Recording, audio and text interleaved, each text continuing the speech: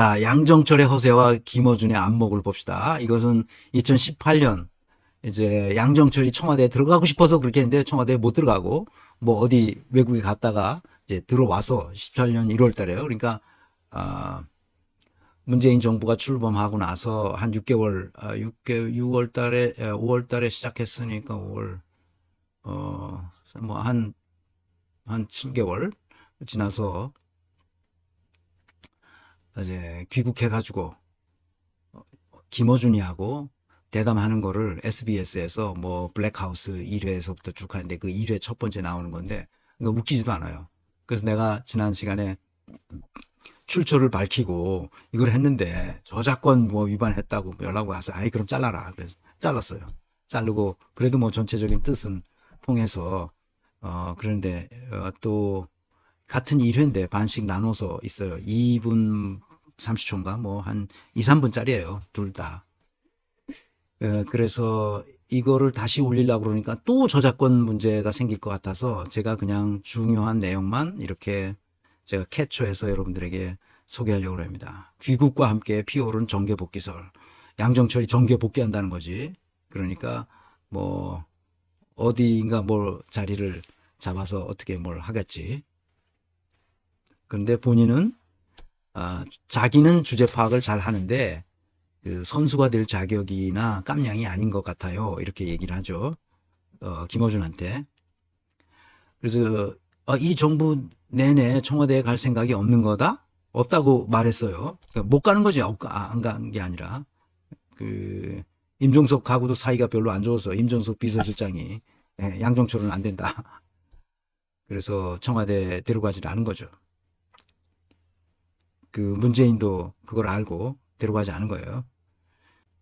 자기는 뭐 비루하게 살진 않겠다. 그런데 주새끼 마냥 뒷구녕에서 뭘 하는 게 바로 비루하게 사는 거죠. 양정철의 말을 계속 연이어서 하는 계속된 말 있어요. 이거 말고도 그 후에 이렇게 쭉 인터넷 들어가면 다 나옵니다. 그 말을 들어보면 얘가 얼마나 허세를 부리는 사람인지 알 수 있어요. 이 허세 부리는 건 다 거짓말이죠. 그러니까 문재인의 비서관, 그러니까 문재인을 이렇게 칭찬하는 거죠, 지금. 공의로움, 원칙, 법치, 이런 원칙에 맞는 지도자가 누구냐. 결국 본 게 문재인 대통령 아닙니까? 그런 거죠. 그 청와대 근무하는 동안에 단 한 번도 고등학교나 대학교 동문회 모임을 간 적이 없고, 나도 간 적이 없어, 이 사람아. 공직자로서 공직에 있는 사람으로서의 본분이나 원칙을 잃지 않기 위해서 이제 그렇게 했다는 거잖아요. 그래서 문재인 대통령에게 이번 이제 그 두 번째 클립인데, 김어준이 묻죠. 문재인 대통령에게 인간적으로 매료된 점이 있다면? 인간적으로 매료된 점이 뭐, 뭐 둘이 무슨 연애하나? 인간적으로 매료된 점을 왜 물어? 그러니까 내가 계속 얘기해요. 우리 사회가 안고 있는 문제가 무엇인지 그 구조와 시스템을 어떻게 바꿔야 이 문제를 해결할지에 대한 생각이 두 사람한테 있어 없어? 없다는 거야. 그러니까 공적 마인드가 없는 애들이란 말이야, 얘네들이. 문제가 있으면 그 문제를 해결하려면 반드시 구조와 시스템을 손대야 되거든. 무엇을 어떻게 해야 되냐는 거에 관심이 없어. 인간적으로 매료된 점이 있냐. 그걸 따지는 거 아니야, 지금. 그래서 뭘? 그래서 공적인 성과가 뭐야? 뭘 얻고자 하는 거야, 그러니까. 어디로 가려고 하는 거야, 나라를. 내가 그래서 문재인 만나면 물어보고 싶은 건, 아니, 뭘 하고 싶어서 대통령이 됐느냐. 대통령이 될 때는 뭔가 하고 싶은 거 있었을 거 아니야. 내가 그걸 묻는 거야. 아무것도 안 했으니까, 문재인이. 촛불혁명으로 탄생한 정부를 이끌면서 아무것도 안 할 수가 있나, 이게. 그냥 아무것도 안 했어. 따지고 봐. 내가 아까 여러분들한테 이 원희복 선생이 쓴 이 책을 보면 한심해. 아무것도 한 게 없어. 오락가락. 결과적으로 아무것도 안 해가지고 친일파의 손에다가 정권을 넘겨준 거야. 내가 힌덴부르크하고 문재인을 비교했잖아요. 내가 이 강의 준비하면서 아까 그 친일파, 금방 또 뭐 누구지? 친일파 이름 뭐였어? 이완용. 이완용하고 비교하고 싶더라니까. 그렇게 그 사람들한테 지지를 받고 똑똑한 척은 죄하다가 결국은 맥로로 전락하잖아. 이게 뭐야, 이게? 왜 사람들이 그걸 몰라? 그래서 인간적으로 매료당한 점이 있다면 그 뭐야? 지금도 아마 문재인 지갑에 가지고 계실 겁니다. 노무현 대통령 유서를 지갑에 가지고 다니세요. 그래서 지갑에 가지고 다녀서 뭘 했는데. 아니, 이게 얘네들 얘기 들어보면, 아니, 가짜는 얘기를 하는 거예요, 전부. 처음으로 부엉이 바위 위에서 뛰어내리시고 부산대병원으로 옮기신 다음에 집에서 어떻게 된 건지 비서들이 찾던 유서를 컴퓨터 화면에서 보고 처음 출력해서 그걸 문재인 실장께 가져다 드린 것, 그 첫 출력본이죠. 그걸 문재인 실장님께 가져다 드렸던 그 첫 출력본이고 그걸 꾸깃꾸깃 접어서 지갑에 갖고 계시더라고요. 그래서 한 번은 여쭤봤어요. 어떻게 해야 하는지? 그때 복수라는 얘기를 쓰셨어요. 누구에 대한 안갚음이 아니에요. 가장 아름다운 복수는 우리는 그들과 다르다는 것. 돌아가신 노무현 대통령에 대한 아름다운 복수라는 말씀을 하셨는데 이분이 세상을 바라보는 시선, 정치를 바라보는 시각, 뭐 우리의 가장 트라우마로 남아있는 어느 사건을 극복하고 아름답게 뛰어넘는 방식, 그런 걸 봤어요. 그러니까 문재인을 칭찬하고 싶어서 우리가 어떻게든지 들어가고 싶어서 뭐 이제 이런 그 서사를 만들어낸 거죠. 꾸며낸 거죠. 문재인이, 아니, 얘가 이렇게 말할 때는 문재인이 가서 물어보겠어? 당신 그 노무현 그걸 가지고 있느냐? 노무현 유서를 가지고 있느냐? 컴퓨터에 있는 유서는 그거는 인정이 안 된다며. 또 누가 얘기하니까. 컴퓨터에 누가 써놓고 이거 유서라고 그러면 꽝이잖아. 그 자기가 친필로 써는 그것만이 유서로서 인정된다고 하는데 무슨 뭐 그걸 프린트 해가지고 그걸 꼬깃꼬깃 해가지고 집에 가지고 다니면서 아름다운 복수? 어쩌고? 말 같은 소리를 해야지. 말 같은 소리를.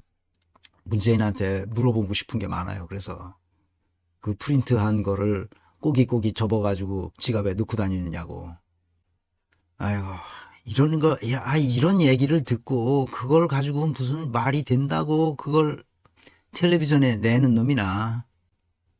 멋있게 포장할 수 있는 최상의 기술을 써서 포장한 것인데 내가 얘네들한테 말하고 싶어서 너희들이 아무리 포장을 해도 문재인은 그렇고 그런 수준의 아저씨야. 그냥 아무리 포장해봤자 대통령감도 안 되고 시골 책방 주인 정도, 그냥 그 이상도 그 이하도 아니야. 우유부단하고 비겁한 사람이야.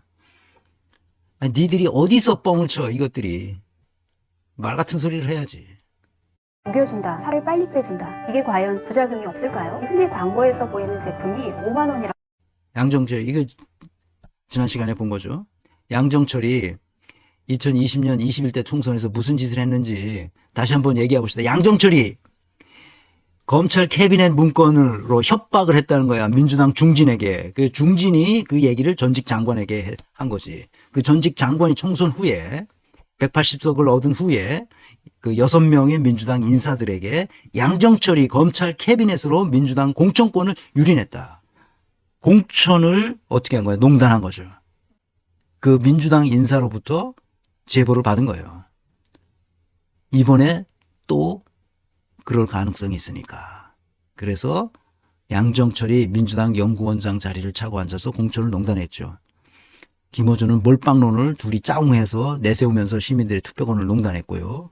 그래서 민주당 180석을 가진 빠가사리 정당으로 추락했다는 건 지난 시간에 얘기했어요. 그런데 어제 19일 날 양정철은 또 무슨 짓을 했는지를 손혜원 의원이 또 하나의 에피소드를 얘기했는데 내가 그걸 듣고 뒤집어진 거야. 그래서 이걸 여러분들에게 소개하려고 하는데 들어가서 보시면 됩니다. 여기 이 손혜원 의원은 진짜 여장부지. 있는 대로 다 말해. 거기서 걸리면 죽는 거야. 거기 고민정도 걸렸어. 거기서 보니까 내가 어제 방송 들으면서 뭐 고민정 그런 여자애거든. 뻔하잖아. 여기 가서 다 어떻게 하면 유리한가 해서 싹 거기에 맞춰서 얘기하고 이 말하는 능력은 있으니까 여기가 좋다 그러면 무슨 정치 철학이 있겠어. 다 그런 거지. 여기 가면 또 이렇게 양정철이 뭐 힘이 있겠다 싶으면 거기 가서 또 이러고 다 그런 거지. 그래서 이 얘기를 내가 하려는 게 아니고 핵심은 이거예요. 삶은 곧 환경 조건의 문제라. 인간의 삶은 구조와 시스템의 문제라는 거예요. 이념이 오늘날 이념은 이렇게 세 가지로 나눌 수 있어요. 자유주의는 분권화를 해야만 자유주의가 실현될 수 있고 평등주의는 자율성을 주었을 때만 평등해져요. 그리고 연대주의는 네트워크로 형성되었을 때만 돼요. 이게 조직론의 핵심이잖아요. 그러니까 이념도 이렇게 세 개가 서로 어떻게 해야 돼요? 견제와 균형을 맞추었을 때만 우리가 온전한 인간적 삶을 갖추는 환경 조건을 만든다는 거예요. 이 구조를 알게 된 것은 인류 역사 속에서 굉장히 최근의 얘기예요. 쭉 역사 수천 년 동안 인간은 구조와 시스템이 인간의 행동을 억압하고 그 인간의 행동을 통제한다는 사실을 모르고 있었다니까. 항상 사람이 문제라고 생각하고 유능한 사람을 뽑아야 된다고 생각하고 훌륭한 사람을 뽑아야 된다고 생각했다고. 그런데 그것보다 더 중요한 것이 구조와 시스템이라는 것을 알게 됐어요. 어떻게 알게 됐다고? 2차 세계대전 그 바이마르 공화국의 실패를 경험하면서 독일인들이 알게 돼서 그것을 스위스인들이 했던 방식을 결합해서 독일식의 방식을 만들어서 그거를 게르만 모형이라고 부르는 거예요, 지금. 그래서 내가 이걸 가르치고 있는 거지. 그 후에 그것을 학문적으로 널리 퍼뜨린 사람이 누구냐? 프랑스 사람의 클로드 레비 스트로스라는 사람의 레비 스트로스라고 많이 들어봤을 텐데 슬픈 열대라는 책이에요. 내가 그걸 찾다가 지금 못 찾았는데 슬픈 열대라는 책에서 나오는 거예요. 이 사람이 구조주의 인류학, 문화 인류학을 창시한 사람이잖아요. 구조주의. 구조라는 게 뭐예요? 우리의 삶을 감싸고 있는 구조. 여러 요소들이 서로 다양하게 있는데 상호작용하면서 우리의 행동 패턴, 사고 구조를 통제하고 있잖아.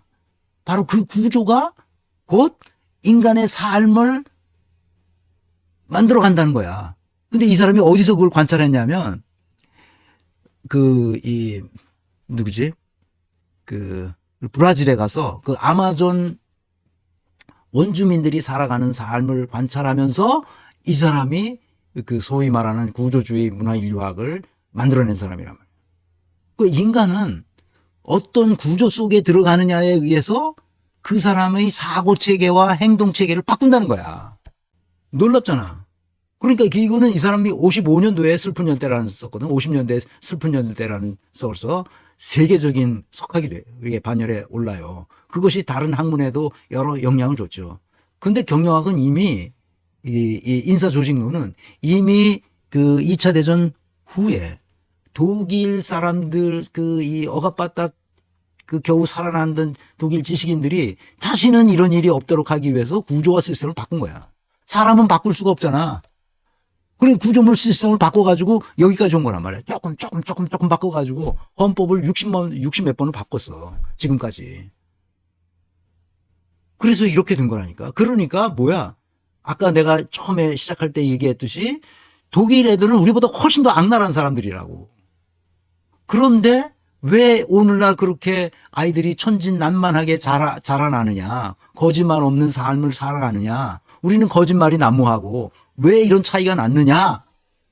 구조와 시스템이 잘못됐기 때문이라는 거야. 이 차이는. 아니 북한하고 남한하고 똑같은 DNA를 가지고 있잖아. 우리 같은 민족 아니야. 그런데 왜 북한하고 남한하고 왜 이런 차이가 나? 구조와 시스템의 문제라니까. 독일하고 한국하고의 차이는 뭐야? 구조와 시스템의 차이야. 그러니까 구조와 시스템을 바꾸자는 거야. 그래서 내가 얘기하는 게 이 조직론적 사고가 그렇게 중요하다고 계속 목로와 이 연사가 외치고 있는 거란 말이지.